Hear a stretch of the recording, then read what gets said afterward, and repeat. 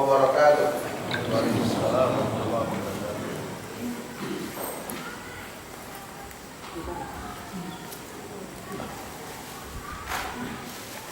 Innal hamdalillah nahmaduhu wa nasta'inuhu wa nastaghfiruh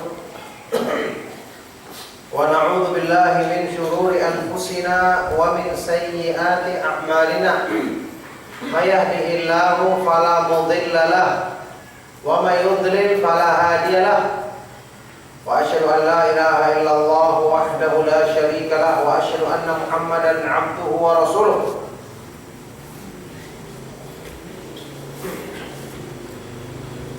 Sallallahu alaihi wa ala alihi wa ashabihi wa man tabi'ahum bi ihsanin ila yaumiddin, amma ba'du. Ya, kamu tolong kasih mode pesawat ya biar enggak terima telepon.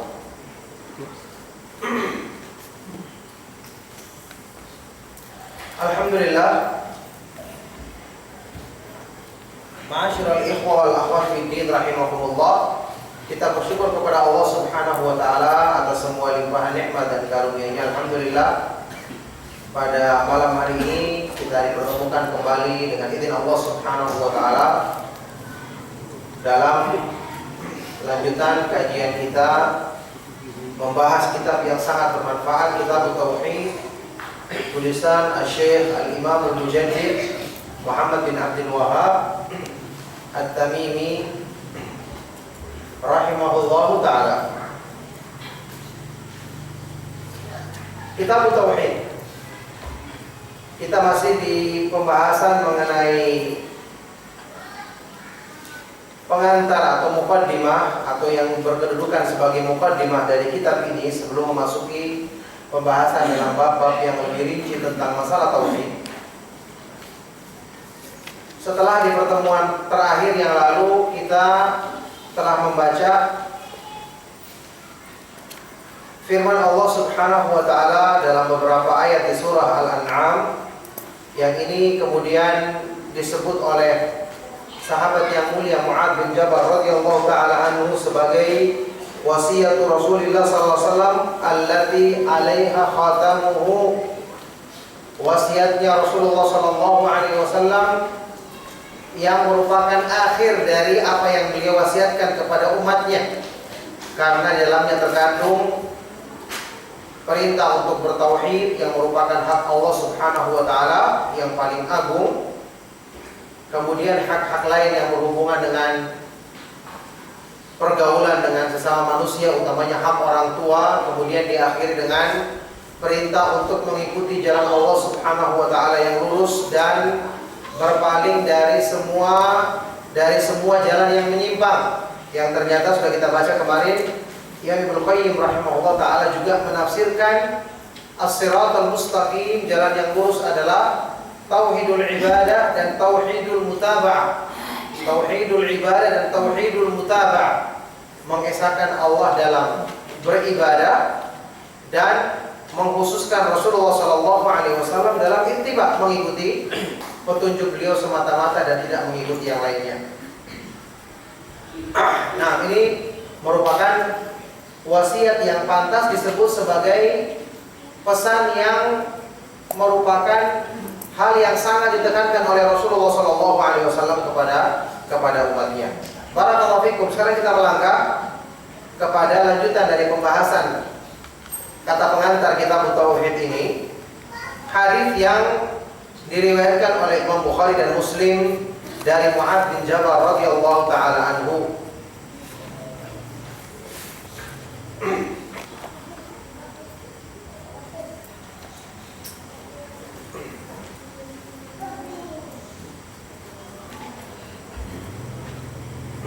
Nah, Al-Imam Asy-Syaikh Muhammad bin Abdul Wahhab rahimahullah taala berkata, wa an Mu'adz bin Jabal radhiyallahu anhu qala, kuntu radifan Nabi sallallahu alaihi wasallam ala himar, faqala li ya Mu'adz, atadri ma haqqullahi 'ala al-'ibad wa ma haqqul 'ibadi 'ala Allah?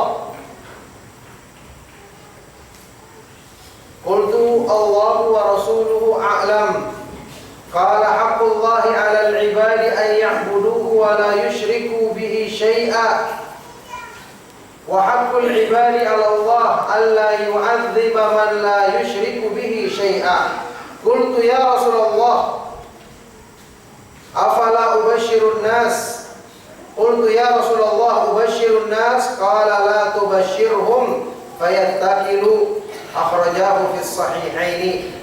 Dari sahabat yang mulia Mu'adz bin Jabal radhiyallahu ta'ala anhu, Abu Abdurrahman Al-Khazraji Al-Ansari, ya, sahabat dari kaum Ansar yang sangat terkenal, ya, yang termasuk pemuka dari sahabat dalam masalah ilmu dan amal dalam ibadah, yang disebutkan dalam hadis yang sahih tentang keutamaan beliau, ya, Mu'adzun yuhsyaru yaumal qiyamati amamal ulama'i biradwah. Mu'adz bin Jabal akan dikumpulkan oleh Allah, nanti dihimpunkan pada hari kiamat di depannya para ulama,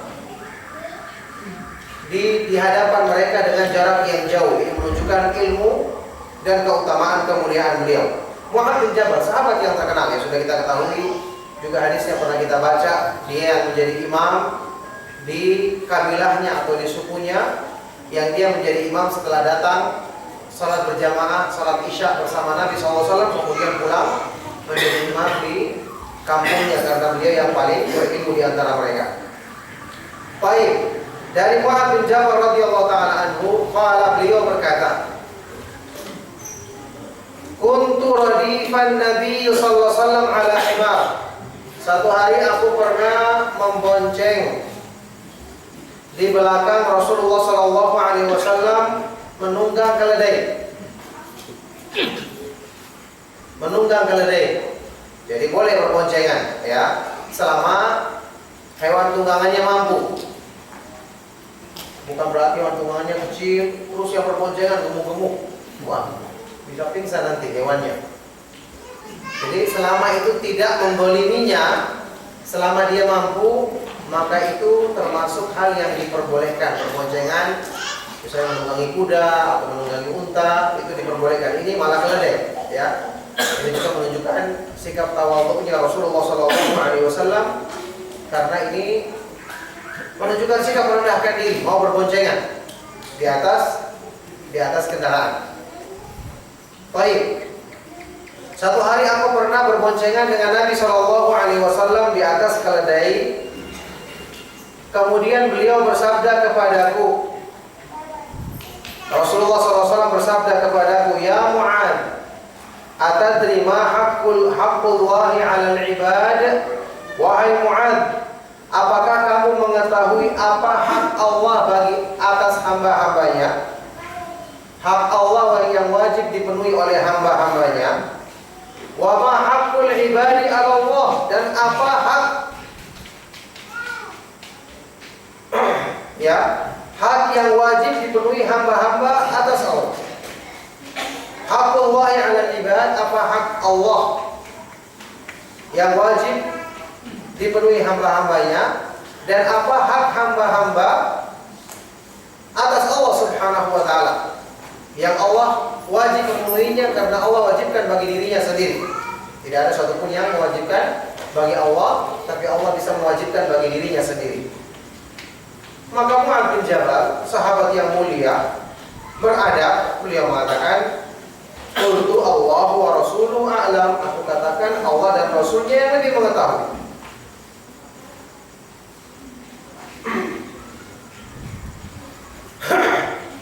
Qala, kemudian Rasulullah SAW bersabda, haqqullahi 'alal ibad, hak Allah yang wajib dipenuhi hamba-hambanya adalah ayya'buduhu wa la tusyriku bihi syai'a. Ayya'buduhu wa la yusyriku bihi syai'a. Hendaknya mereka beribadah kepada Allah semata-mata dan tidak menyekutukannya sedikit pun. Jadi tauhid itu pertimbangan yang menjadikannya dia didahulukan selain dia adalah tujuan penciptaan manusia, inti dakwah para nabi dan para rasul. Pertimbangan utamanya juga termasuk adalah karena itu hak Allah. Tidak ada satupun di dunia ini yang pantas didahulukan melebihi haknya Allah. Jadi hak Allah yang wajib dipenuhi hamba-hambanya adalah agar mereka beribadah kepadanya semata-mata dan tidak menyekutukannya. Wa haqqul ibadi 'ala Allah, dan hak hamba-hamba bagi Allah adalah alla yu'adziba, agar Allah tidak mengadab orang yang tidak menyekutukannya sedikit pun. Qultu, kemudian Mu'adz bin Jabal mengatakan kembali, ya Rasulullah, afala ubashirun nas? Wahai Rasulullah, apakah aku tidak menyampaikan kabar gembira ini kepada manusia? Kenapa? Sudah pernah kita bahas di hadisnya waktu kita baca di Riyadhus Shalihin, hadis tentang Ka'ab bin Malik. Sunnah memberi kabar gembira kepada kaum muslimin, apalagi yang menyangkut kemuliaan dunia akhirat. Maka mendengar kabar gembira ini, Mu'adz bin Jabal tidak berpikiran, cukup saya yang tahu. Tidak. Apakah aku sampaikan kabar gembira ini kepada orang lain, wahai Rasulullah? Kepada kaum muslimin yang lain. Ini sunnah. Berusaha menyampaikan kebaikan untuk orang lain sebagaimana kita senang mendengar kebaikan tersebut.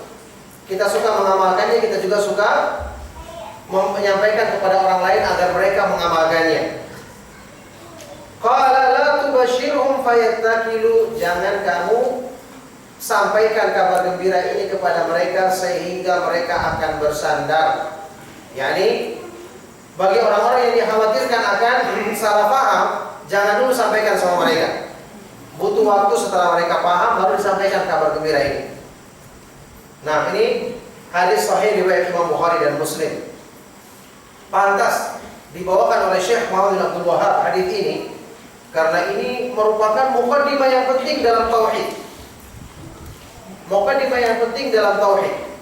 Siapapun yang kita pertimbangkan haknya di dunia ini, yang kita harus penuhi, maka tidak ada yang melebihi haknya Allah Subhanahu wa taala.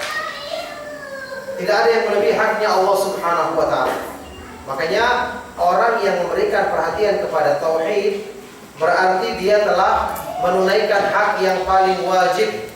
Makanya pelanggaran dalam tauhid berarti menempatkan hak yang paling wajib tidak pada tempatnya. Makanya syirik merupakan kezaliman yang paling besar. Ya bunayya la tusyrik billah, inna syirka la dzulmun 'adzim. Ucapan Luqman al-Hakim.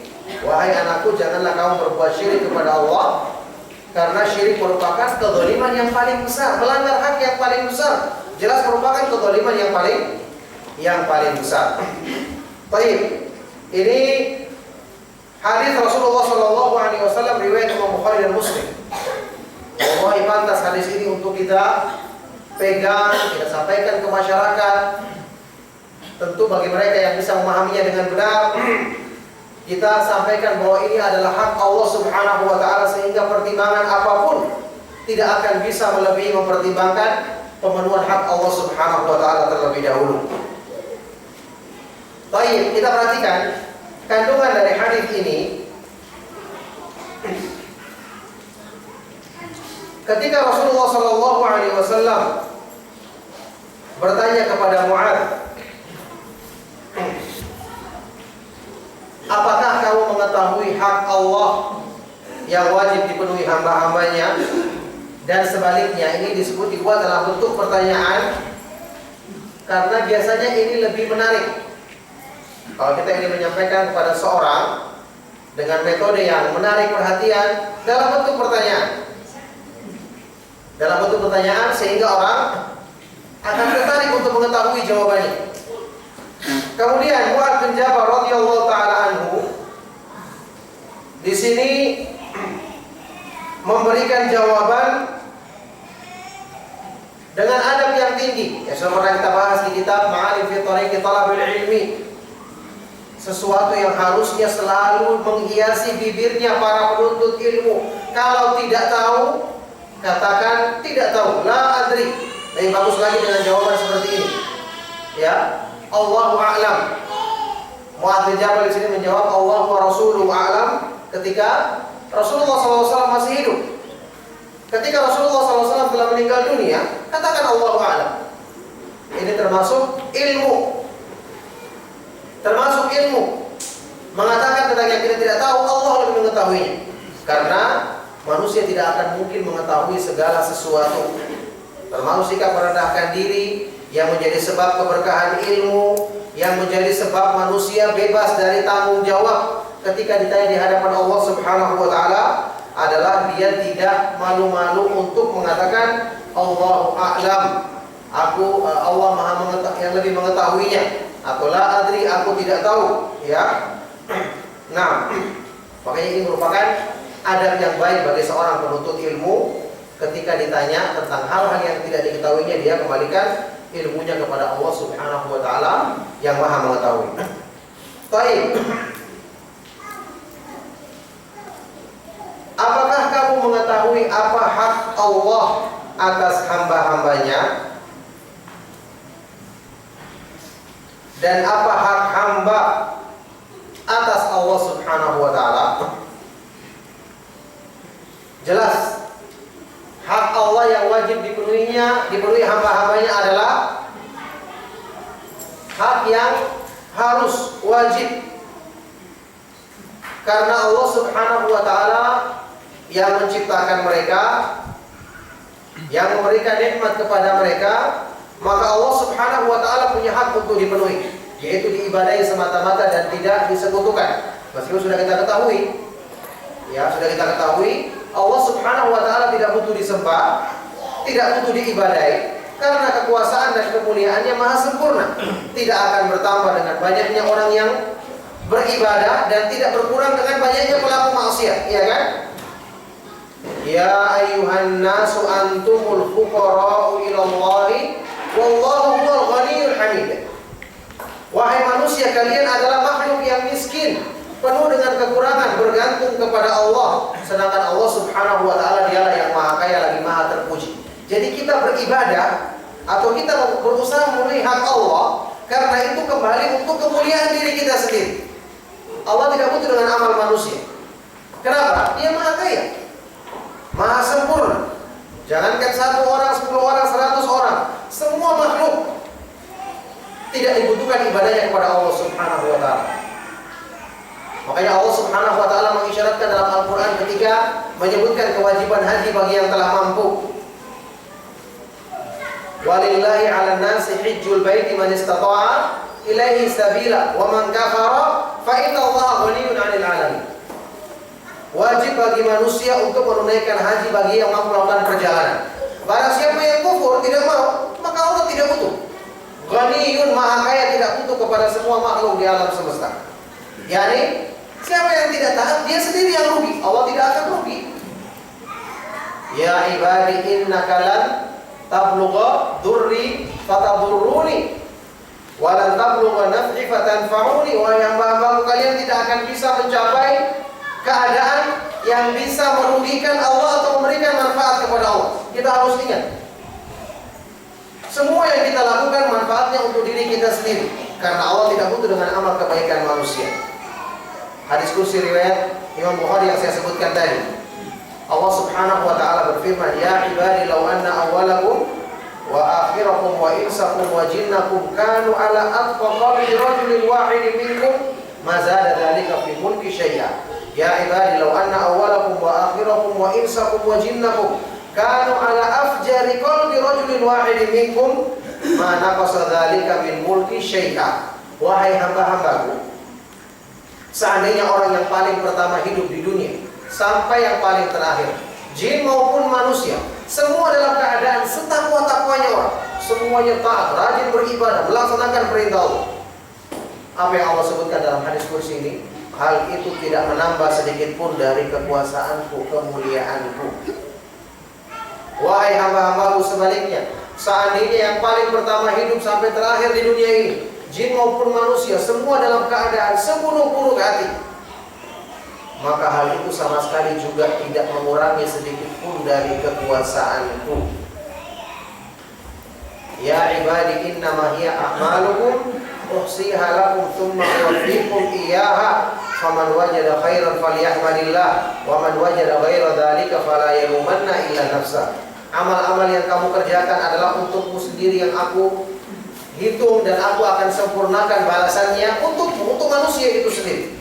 Maka barang siapa yang mendapati kebaikan, hendaknya dia memuji Allah, dan barang siapa yang mendapati selain itu, jangan dia mencela kecuali terhadap dirinya sendiri. Makanya berpaling dari petunjuk Allah, apalagi petunjuk Allah yang paling besar tauhid, itu langsung efek kerugiannya dirasakan manusia di dunia. Sudah kita bahas di beberapa pertemuan yang lalu, di awal-awal kita bahas kitab tauhid. Semua permasalahan yang terjadi, salah menempatkan cinta, salah menempatkan ketaatan, takut, berharap, bersandar, ini justru yang menjadi sumber malapetaka bagi manusia. Salah dalam menyikapi hal ini jadi sumber malapetaka. Jadi logikanya sederhana. Kesimpulannya, alam semesta ini kan ada yang kuasai, Allah Subhanahu wa ta'ala. Bagaimana mungkin di alam semesta kita akan bisa diatur dengan baik kalau tidak mengikuti aturan dari yang menguasainya, tidak mengikuti perintahnya, apalagi perintah yang paling besar.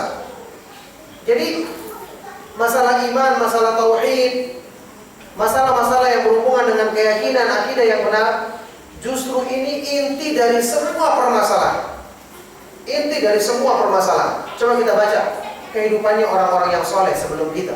Kenapa mereka tidak banyak membutuhkan hal-hal yang saat ini kita dihadapkan dan harus membutuhkan hal tersebut?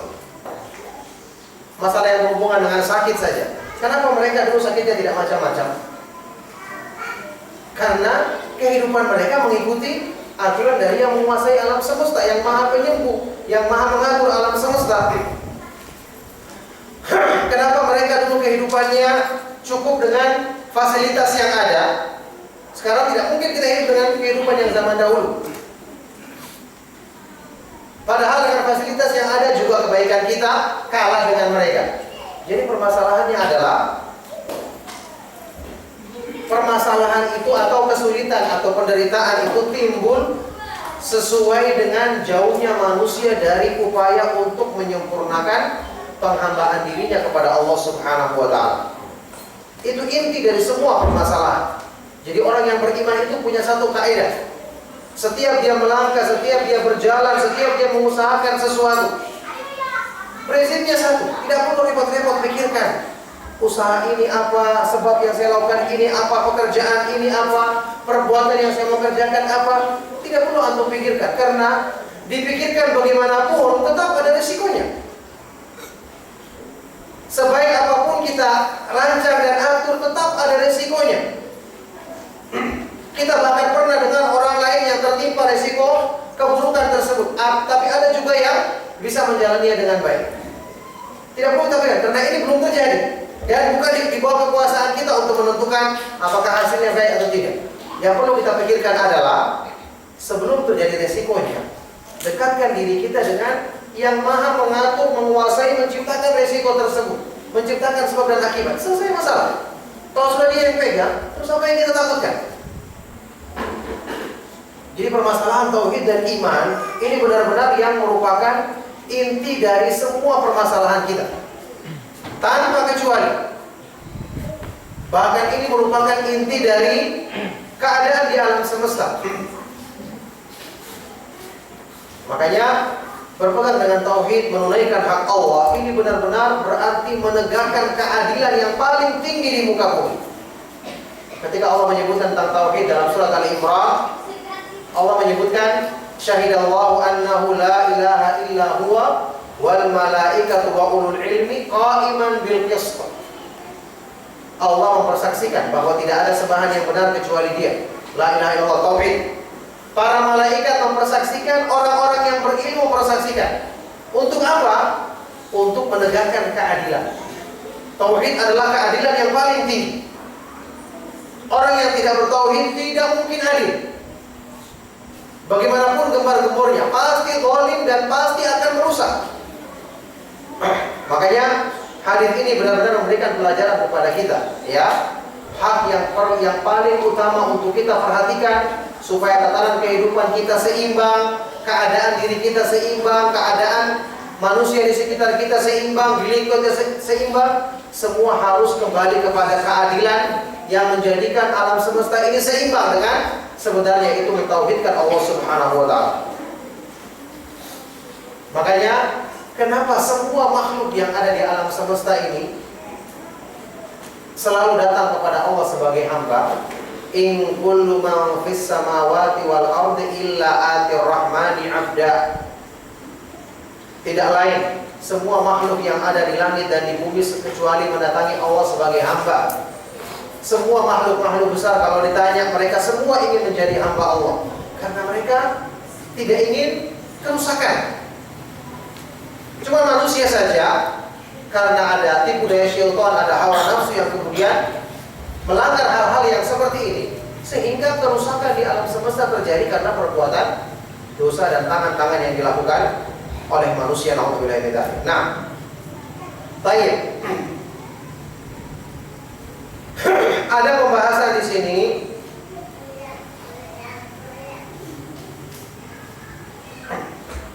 tentang hak Allah Subhanahu wa taala.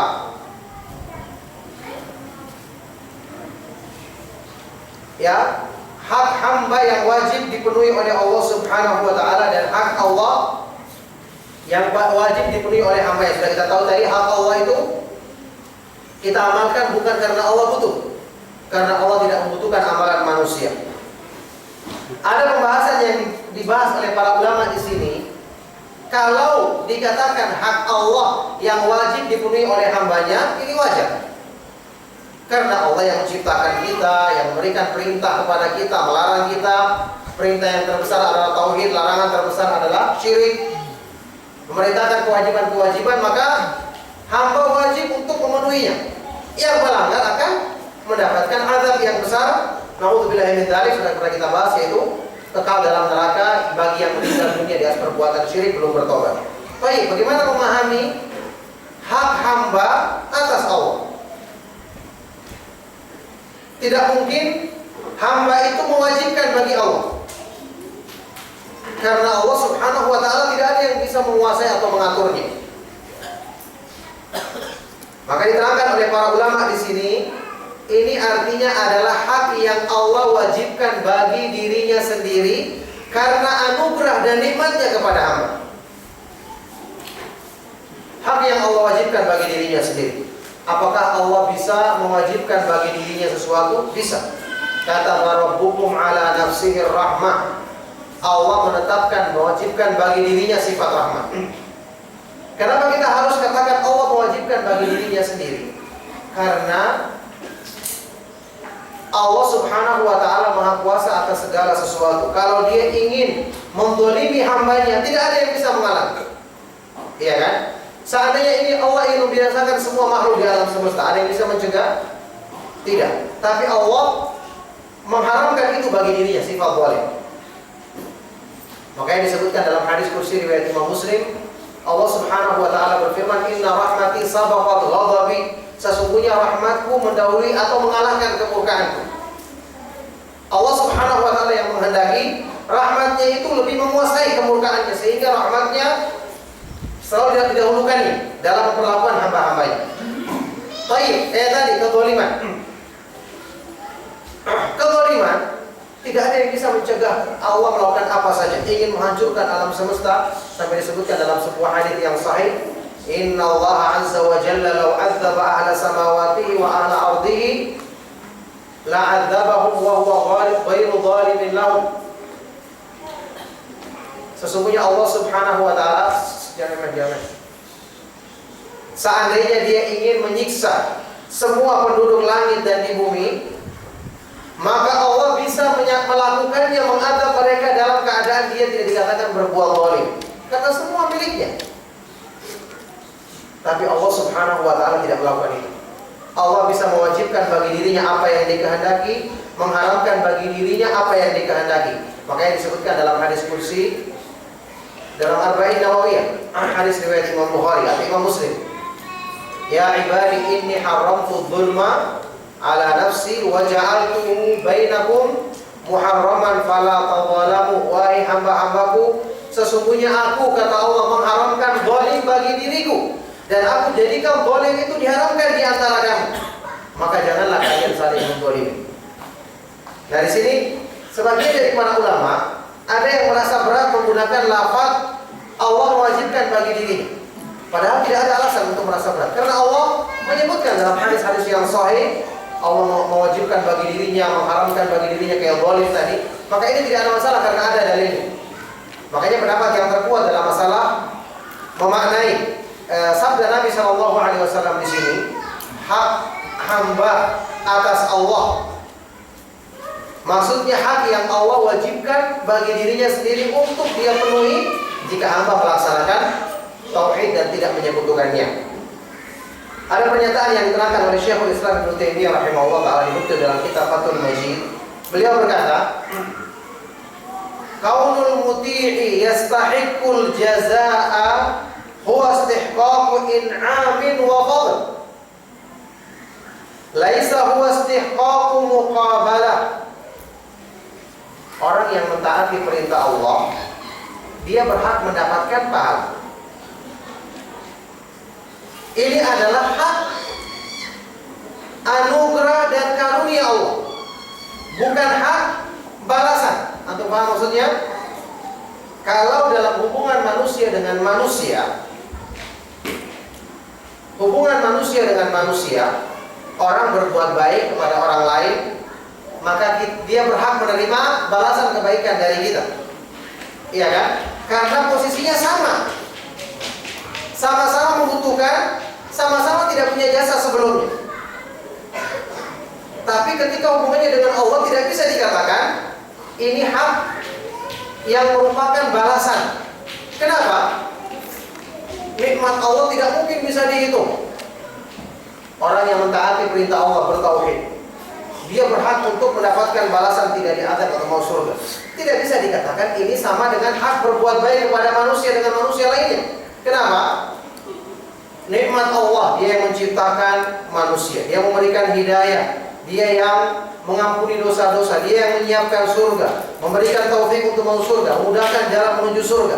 Manusia bertauhid dengan taufik dari Allah. Kalau bukan karena kemudahan dari Allah, dia tidak bisa melakukan. Makanya tidak mungkin dikatakan ini balasan sama dengan kita berbuat baik kepada manusia. Dari sini kita memahami kenapa disebutkan dalam hadis yang sahih, Rasulullah SAW menyebutkan tentang tidak ada yang masuk surga dengan amalnya. La yanjua ahadukum minan nari bi a'malihi. Atau dalam riwayat yang lain, semuanya riwayatnya sahih, la yudkhila ahadukum a'maluhul jannah. Tidak ada seorang pun yang masuk surga dengan amalnya. Kata para sahabat, wala anta ya Rasulullah, kamu pun juga tidak wahai Rasulullah, yang amalnya sebanyak Rasulullah SAW. Apa kata Rasulullah SAW? Wala ana, saya pun juga tidak. Illa ayyatadhammadani Allahu bi rahmatin minhu wa fadl. Akan tetapi Allah meliputiku dengan rahmat dan karunia darinya. Maksudnya apa ini?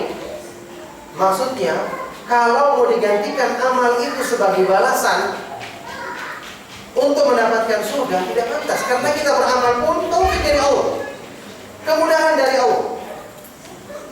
Jadi dari awal Allah yang memberikan hidayah, kita salah melangkah, Allah berikan taufik untuk kita bertobat, salah jalan punya kekurangan, mohon ampun lagi, yang mudahkan jalan menuju surga, yang mudahkan beramal, semua adalah dari Allah. Maka tidak pantas kalau dikatakan amal itu merupakan seperti bayaran untuk mengganti surga. Sama dengan makna yang disebutkan dalam hadis ini. Jadi maksudnya di sini adalah istihqaq hak hamba yang didapatkan karena karunia dan anugerah dari Allah. Jadi kama yastahiqul makhluk alal makhluk, tidak seperti hak makhluk kepada makhluk yang lain. Kalau makhluk yang lain saya berbuat baik, saya tolong dia berhak, saya berhak untuk dibalas dengan kebaikan. Kenapa? Kita sama-sama butuh, sama-sama tidak ada yang punya kelebihan sebelumnya. Jadi ada namanya muqabalah, balasan dari perbuatan baik, kamu balas perbuatan baikku. Itu hak makhluk dengan makhluk. Dari sinilah ya, kenapa para ulama mengatakan manusia itu kalau berharap kepada makhluk dia mesti kecewa. Kenapa?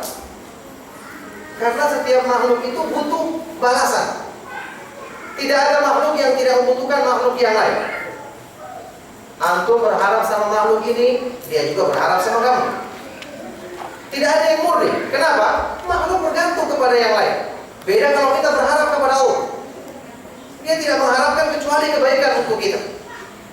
Karena semua karunia adalah darinya. Taufik untuk bisa mendapatkan karunia itu juga adalah darinya. Makanya Allah Subhanahu wa ta'ala yang pantas untuk kita sandarkan segala ketergantungan dan harapan kita. Faminan nasi man yaqulu la ma'na al-istihqaq illa annahu akhbara bidzalika wa wa'ada wa sadaq walakin aktsarun nasi yuthbituna istihqaqan zaidan ala hadha. Ada di antara ulama yang mengartikan atau di antara manusia ada yang mengartikan tidak ada makna istihqaq dalam hadis ini, berhaknya makhluk, ya. Akan tetapi Allah memberitakan tentang hal itu, dia berjanji dan dia akan menepati janjinya. Tetapi kebanyakan dari para ulama menetapkan keberhakan makhluk yang lebih daripada itu, sebagaimana yang ditunjukkan dalam dalil-dalil Al-Quran dan Sunnah. Ya, makanya Allah, Ahlu Sunnah mengatakan, huwa alladzi kataba ala nafsihi rahmah wa aujaba ala nafsihi al-haqqa wa lam yujibhu alaihi makhluk. Dialah Allah yang menetapkan bagi dirinya sifat rahmah, mewajibkan bagi dirinya memenuhi hak tersebut, dan tidak ada satu makhluk pun yang mewajibkannya. Jadi ini adalah janji karunia dari Allah. Allah wajibkan bagi dirinya, sebagaimana Allah mewajibkan bagi dirinya menolong orang-orang yang beriman dalam Al-Quran. Wa kana haqqan alaina nasrul mu'minin. Wajib bagi kami untuk menolong orang-orang yang beriman. Tidak ada yang mewajibkan, Allah yang mewajibkan bagi dirinya sendiri. Inilah pemahaman Ahlus Sunnah wal Jamaah dalam memahami makna yang disebutkan dalam hadis ini. Kemudian, ya, apa yang disebutkan dalam hadis ini, jadi hak Allah yang wajib dipenuhi hamba-hambanya adalah agar mereka beribadah kepada Allah dan tidak menyekutukannya sedikit pun. Dan hak hamba yang Allah wajibkan untuk memenuhinya bagi dirinya sendiri adalah dia tidak mengazab orang yang tidak menyekutukannya sedikit pun, yakni yang bertauhid dan tidak menyekutukannya sedikit pun. Makanya ini keutamaan besar dari tauhid. Semakin kita menyempurnakan tauhid, berarti azab Allah Subhanahu wa ta'ala semakin jauh dari kita. Oleh karena itu, dalam pengertian ini, orang yang lepas dari perbuatan syirik dalam segala bentuknya, mengamalkan tauhid dengan segala konsekuensinya, termasuk menjauhi perbuatan maksiat, maka dialah yang paling mendapatkan jaminan keamanan yang sempurna, selamat dari azab Allah Subhanahu wa ta'ala. Selamat dari azab Allah Subhanahu wa ta'ala. Di sini perlu dipahami, bukan berarti orang yang tidak berbuat perbuatan syirik sedikit pun kemudian dia tidak diazab. Ada yang bertanya, bagaimana pelaku maksiat?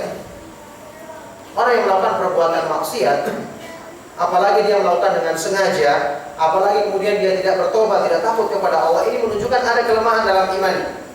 Nanti kita akan bahas di sini. Iman itu, kesempurnaan tauhid itu melahirkan keamanan. Aman dari azab dunia dan akhirat. Alladzina amanu wa lam yalbisu imanahum bidzulmin ulaika lahumul amnu wa hum muhtadun. Orang-orang yang beriman dan tidak mencampur adukan keimanannya dengan kezaliman, yaitu syirik, mereka lah orang-orang yang mendapatkan keamanan dan mereka yang selalu mendapatkan hidayah. Keamanan tergantung dari sempurnanya iman. Orang yang sempurnakan imannya dengan tauhid, menjauhi yang syirik kecil maupun besar, dan juga perbuatan-perbuatan maksiat, semakin dia sempurnakan, keamanannya semakin sempurna. Dia akan terlindung dari azab Allah Subhanahu wa ta'ala secara sempurna. Kalau dia melanggar konsekuensi ini, maka dia akan berkurang keamanan dari dirinya sesuai dengan berkurangnya dia dalam merealisasikan keimanan yang sempurna pada dirinya. Makanya tidak akan bisa disalahpahami hadis ini sebagai pegangan orang-orang yang mengatakan, kalau begitu kita biar berbuat maksiat, yang penting kita bertauhid. Bertentangan. Bertauhid itu artinya apa? Mengesahkan Allah dalam beribadah. Takut hanya kepada Allah. Tunduk hanya kepada Allah. Bagaimana mungkin orang yang gampang berbuat maksiat dikatakan tauhidnya sempurna. Dia sudah tunduk kepada hawa nafsunya, lebih memperturutkan godaan syaitan. Dengan perbuatan maksiat menunjukkan kurang takutnya kepada Allah. Berarti imannya tidak benar. Makanya disebutkan dalam Al-Quran, afara'aita man ittakhadha ilahahu hawahu. Apakah kamu tidak melihat orang-orang yang menjadikan hawa nafsunya sebagai sembahannya? Dari sinilah para ulama mengatakan perbuatan maksiat itu merupakan pengantar kepada syirik. Karena dengan perbuatan maksiat melemahkan takut kita kepada Allah, tunduk kita kepada Allah. Makanya orang yang berbuat, yang menyempurnakan tauhid seperti yang sudah kita bahas di awal-awal, pasti dia akan berlomba-lomba dalam kebaikan. Orang yang tauhidnya sempurna pasti dia akan mencintai Allah. Dengan itu dia akan berlomba-lomba dalam kebaikan dan akan membenci perbuatan maksiat dengan sendirinya. Seperti keadaannya para sahabat.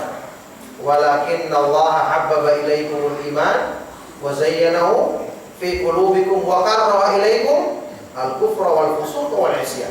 Mesti demikian. Akan tetapi Allah menjadikan kalian cinta kepada keimanan, jadikan iman itu indah, perhiasan yang indah dalam hatimu. Sekaligus Allah menjadikan apa? Kalian benci, tidak suka dengan kekafiran, kefasikan dan maksiat. Itu sudah merupakan konsekuensinya.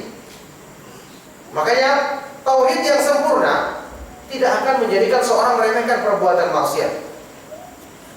Kemudian di sini Rasulullah SAW bersabda, Mu'adz bin Jabal mengatakan, ya Rasulullah SAW, afala ubashirun nas, apakah aku tidak memberitahukan kabar gembira ini kepada manusia? Maka Rasulullah SAW bersabda, la tubashirhum fayattakilu, jangan kamu sampaikan kabar gembira ini sehingga mereka akan bersandar. Maksudnya kalau mereka nanti salah memahaminya, jangan sampaikan kepada orang-orang yang salah paham. Berarti orang yang sudah berilmu, yang sudah memahami dengan benar, boleh disampaikan kepada mereka. Ini juga merupakan dalil tentang bolehnya menyembunyikan ilmu karena maslahat, tapi sifatnya sementara. Jangan terus-menerus, karena ada ancaman menyembunyikan ilmu dalam hadis yang sahih, ya kan? Dosa besar. Rasulullah SAW bersabda, man katama al-ilma aljamahullahu yawmal qiyamati bilijami minan nar. Barang siapa yang menyembunyikan ilmu, Allah akan memakaikan untuknya pada hari kiamat tali kekang dari api neraka. Makanya disebutkan dalam riwayat lain, Mu'adz bin Jabal menyampaikan hal ini menjelang kematiannya, ta'atsuman, takut berdosa. Disampaikan di depan murid-muridnya yang sudah paham, sehingga hadis ini tersebar sampai kepada kita, iya kan? Makanya ini menunjukkan kepada kita bahwa kalau kita menjelaskan hal ini dengan pemahaman yang benar, menjelaskan kepada masyarakat dengan pemahaman yang benar, nanti jangan ada yang berpemahaman bahwasanya berarti hadis ini tidak boleh disampaikan di khutbah Jumat karena banyak orang awam yang dengar. Tidak, sampaikan dengan penjelasan yang benar agar mereka tahu ini adalah hak Allah. Sampaikan hak Allah ini konsekuensinya kita bertauhid dan juga sekaligus menjauhi segala sesuatu yang bertentangan dengan tauhid, termasuk perbuatan maksiat kecil atau besarnya. Nah, jadi sampaikan dengan cara yang benar, maka ini akan menjadi sebab kebaikan bagi manusia. Nah, ya.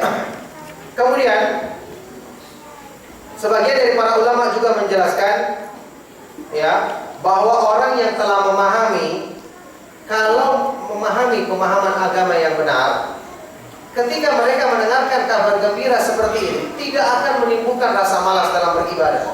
Justru mereka semakin rajin. Kenapa? Orang yang tahu dirinya banyak mendapatkan nikmat akan melahirkan semangat dalam dirinya untuk bersyukur kepada Allah. Jadi orang yang paham tidak akan mungkin salah paham. Orang yang paham agama ketika mendengar hadis ini tidak akan salah paham. Seperti perbuatannya Rasulullah SAW yang sudah sering dicontohkan dalam pengajian. Ketika Rasulullah SAW melaksanakan salat malam sampai bengkak kakinya, Aisyah radhiyallahu taala anha heran. Ya Rasulullah, taf'alu hadza wa qad ghafara Allahu laka ma taqaddama min dhanbika wa ma ta'akhkhar. Ya Rasulullah, engkau perbuat ini padahal Allah telah mengampuni dosa-dosamu yang lalu maupun yang akan datang. Yani kalau pertimbangan sepintas, dosamu sudah diampuni, kenapa harus rajin lagi beribadah? Tapi pertimbangan yang benar yang sesuai dengan iman adalah seperti jawabannya Rasulullah SAW. Apa kata beliau? Fahalla akunu abdan syakur. Apakah aku tidak pantas menjadi hamba yang banyak bersyukur? Diampuni dosa-dosa, dijadikan sebagai nabi, diberikan taufik oleh Allah, dijaga dengan penjagaan Allah yang sempurna. Bukankah ini nikmat? Mengharuskan apa? Banyak bersyukur dengan menambah ketaatan. Kita mendengar kabar gembira tauhid ternyata adalah hak Allah. Kita bisa belajar tauhid, kita bisa berusaha mempraktekannya, kita berusaha membelanya, kita memahaminya dengan benar.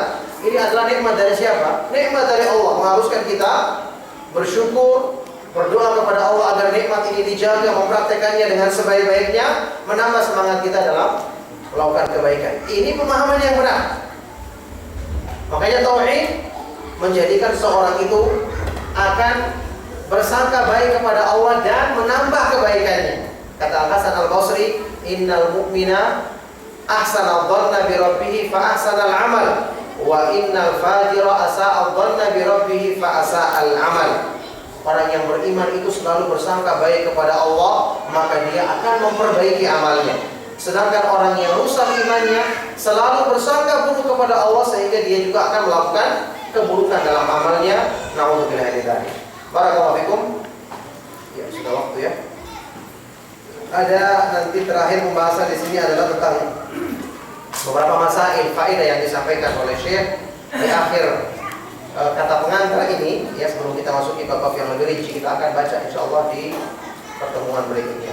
Semoga apa yang kita kaji di malam hari ini bermanfaat dan menjadi sebab kebaikan bagi kita semua, dan menjadi sebab kita mendapatkan ilmu yang bermanfaat serta taufik dari Allah Subhanahu wa taala untuk mengamalkannya, utamanya dalam hal menegakkan hak Allah Subhanahu wa taala yang merupakan hak yang paling agung, yaitu beribadah kepadanya semata-mata dan tidak menyekutukannya. Semoga Allah mudahkan.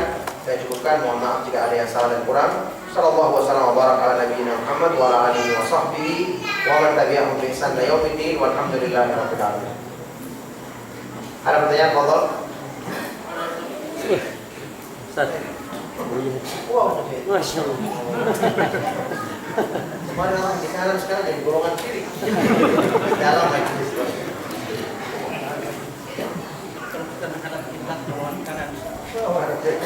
Iya betul ya. Saya menilai kalau saya. Ya kalau. Ini masalah sebenarnya ini masalah muka saja, tapi di dalamnya sebenarnya sebenarnya ada ketidakadilan. Seperti misalnya ada permainan itu madrasah. Itu kalau anak-anak itu dia bermain kemudian dia begitu juga, begitu datanya besar, langsung dia ambil saja itu begitu saja.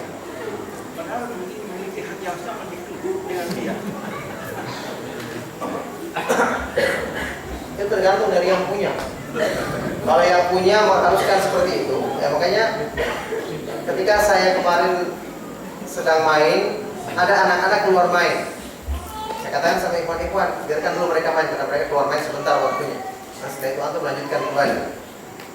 Ya, kalau memang itu sudah disiapkan oleh madrasah untuk permainan bagi mereka, maka sepantasnya tentu tidak boleh mengganggu waktu sekolah. Ya, sepantasnya kalau mereka sedang keluar main, ya dibiarkan mereka bermain di situ. Kalau memang itu yang seperti kita perkirakan, ya tentu madrasah menyiapkan untuk permainan bagi mereka ketika sedang keluar main. Nah, barakallahu fikum. Ya. Atau perlakuan itu? Tidak hanya saja orang-orang Ustaz. Oh, Yang saya akan berkata oh, iya. Iya, barakallahu fikum.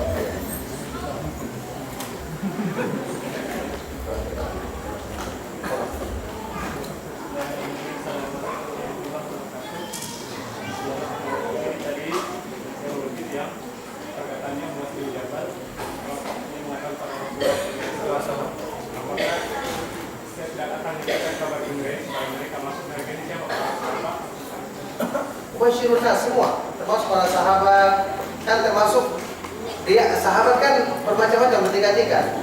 Muadz bin Jabal ini kan tokoh di kampungnya, imam masjidnya. Jadi dia akan menyampaikan di depan masyarakat umum, maksudnya begini. Nah, jadi semua orang. Makanya Rasulullah SAW melarangnya sementara itu karena takut ada yang masih awam yang belum paham. Nah, Muadz bin Jabal menyampaikan itu menjelang kematiannya karena takut menyembunyikan ilmu itu pun di depan murid-muridnya yang sudah paham. Nah, Ustaz, kira-kira apa jawaban yang pas dan kalau bisa juga sedikit menghantam gitu Ustaz. Jadi kalau ada yang bilang kenapa salafi itu kalau khutbah Jumat enggak pakai bahasa Arab kayak Nabi katanya paling dekat sama sunnah gitu. Tapi kok khutbah Jumatnya enggak pakai bahasa Arab gitu Ustaz. Jawaban yang pas dan menghantam. Dulu. Begitu dia baru jawab. Itu jawaban yang pas dan menghantam. Katakan sama dia, ya. Kalau antum orangnya kasar, ya jawab juga. Wahai orang bodoh, antum tahu tujuannya khutbah itu untuk apa? Tujuannya khutbah itu untuk memahami, untuk menyampaikan nasihat kepada orang. Kalau kita pakai bahasa Arab, orang tidak paham. Kira-kira apa gunanya? Itu namanya kayak mengigau. Ya, kita bicara orang tidak paham. Jadi kami sampaikan kepadanya dalam khutbah kita pakai bahasa Arab. Maksudnya kita baca di awalnya alhamdulillah, ya tahu, nasta'inu dan seterusnya sampai selesai khutbatul hajah. Kita bacakan ayat-ayat Al-Qur'an. Kita perintahkan untuk bertakwa kepada Allah. Ini hal-hal yang diperintahkan dalam khutbah. Kemudian isi khutbah sendiri kita sampaikan sesuai dengan nasihat. Adalah kebodohan ya kalau dikatakan bahwasanya khutbah atau ceramah itu harus pakai bahasa Arab. Iya kalau orangnya paham bahasa Arab, kalau tidak apa gunanya nasihat? Para nabi itu diutus kepada kaumnya dengan bahasa apa? Bahasa Arab semuanya, termasuk yang Bani Israel, bahasa kaumnya. Illa bilisani qaumihi liwayyin lahum. Wa ma arsalna bi rasulin illa bilisani qaumihi liwayyin lahum. Kami tidak mengutus seorang rasul kecuali dengan bahasa kaumnya untuk menjelaskan kepada mereka. Jadi tidak bisa dikatakan seperti itu. Makanya dalam Islam perkara-perkara yang berhubungan dengan yang tujuannya menjelaskan itu boleh diterjemahkan. Seperti misalnya akad nikah dengan menggunakan bahasa kita, maka itu sah akad nikahnya. Sama dengan orang menceraikan dengan menggunakan bahasanya yang dikenal di masyarakat maknanya adalah cerai, maka terjadi cerai tersebut. Tidak mesti harus dengan bahasa Arab, kecuali hal-hal yang tidak bisa seperti masalah bacaan Al-Quran atau zikir. Ini memang tidak bisa harus dengan bahasa tersebut, ya harus bicara dengan bahasa tersebut, tidak boleh dengan terjemahannya, karena memang ini merupakan di ibadah kepada Allah dengan lafadznya, maka tidak boleh dirubah-rubah keadaan tersebut. Nah, barakallahu fiikum. Mantap.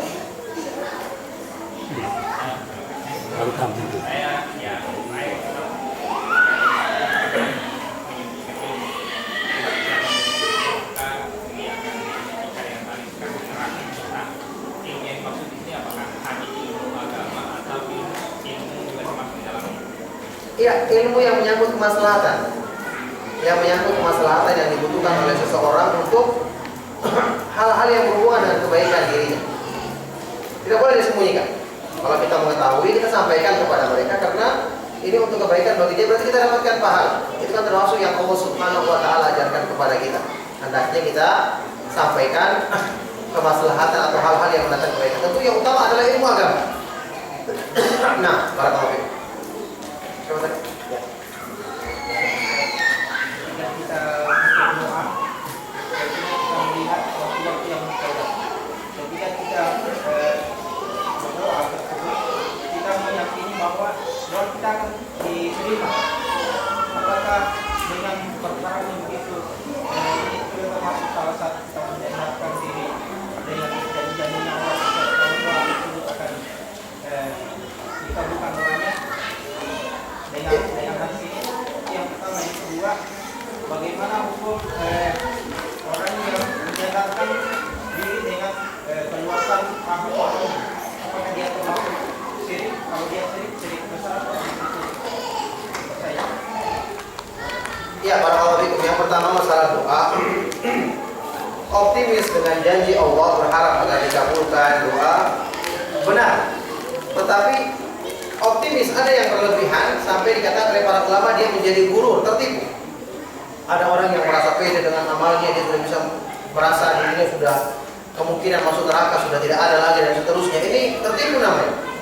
Orang itu berharap tapi juga ada takutnya. Kita berdoa kepada Allah, minta kebutuhan kita, tapi juga takut nanti Allah menolak doa kita. Makanya ada pengharapan dan ketakutan. Inilah yang benar, ya. Khaufan wa tama'an, takut dan berharap kita bawa secara bersamaan.